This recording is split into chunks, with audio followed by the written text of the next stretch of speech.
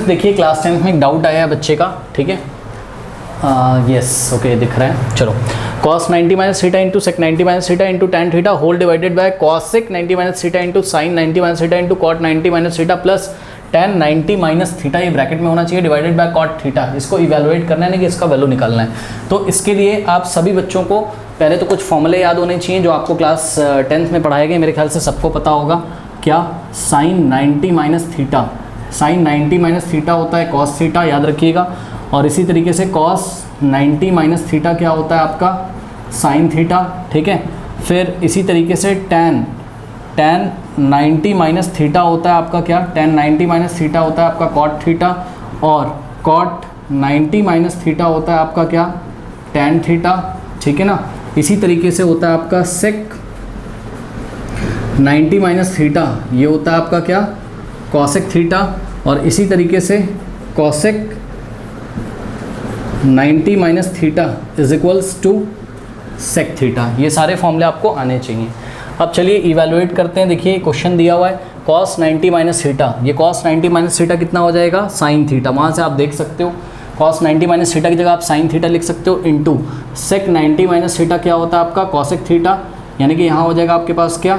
cosec theta into tan theta को अभी आप ऐसे ही रहने दीजिए, तो ये ऐसे ही रहेगा tan थीटा, और होल डिवाइडेड बाय, ध्यान से चेक करो, cosec 90 minus theta, cosec 90 minus theta की जगह आप क्या लिख सकते हो? sec theta, into sin 90 minus theta की जगह आप क्या लिख सकते हो? cos theta, into cot 90 minus theta क्या होता है आपका?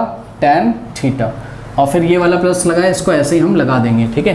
फिर tan 90 माइनस थीटा क्या होता है आपका? cot थीटा, और अपॉन में क्या हो गया आपका? cot theta, correct. अब ध्यान से चेक करिए स्टूडेंट्स, यहाँ पर sin थीटा को ऐसे ही रहने दीजिए, और आप लोगों को पता होना चाहिए cosec थीटा को हम क्या लिख सकते हैं? cosec थीटा क्या होता है? साइन का रेसिप्रोकल, यानी कि cosec theta is equals to क्या होता है? 1 अपॉन sin थीटा होता है। इसी तरीके से अगर आप लोग ध्यान से चेक करें तो जो आपका sec थीटा होता है, sec थीटा होता है 1 अपॉन cos थीटा। तो ये बातें भी आप लोग को पता होनी चाहिए, करेक्ट। तो sin थीटा इंटू, अब देखो cosec थीटा की जगह हम क्या लिख सकते हैं? 1 अपॉन sin थीटा, और इंटू ये बच गया आपके पास क्या? tan थीटा, और whole divided by sec theta की जगह क्या हो जाएगा? 1 upon cos theta, into cos theta को ऐसे ही रहने दीजिए, और इंटू tan थीटा, करेक्ट। यहाँ तक हो गया।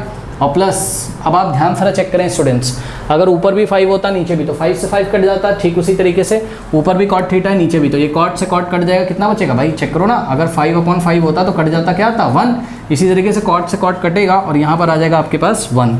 अब आप ध्यान से चेक करिए नेक्स्ट स्टेप में, देखिए sin theta into 1 upon sin theta, अगर सोचो ऐसा होता x इंटू 1 अपॉन x, तो x से x कैंसिल हो जाता, 1 आ जाता। उसी तरीके से sin थीटा से sin थीटा कैंसिल होगा, 1 आ जाएगा, ठीक। फिर नीचे देखिए cos थीटा से cos थीटा कैंसिल होगा, 1 आ जाएगा। 1 इंटू tan थीटा क्या हो जाएगा? tan थीटा, और अपॉन में 1 इंटू tan थीटा क्या हो जाएगा? tan थीटा, और प्लस में क्या बचा हुआ आपके पास? 1। अब आप देखो tan theta upon tan theta, जैसे cot से cot कैंसिल हुआ था और 1 आया था, वैसे ही tan थीटा से tan थीटा कैंसिल हो जाएगा, 1 आ जाएगा, और प्लस में 1, और 1 प्लस 1 क्या होता है?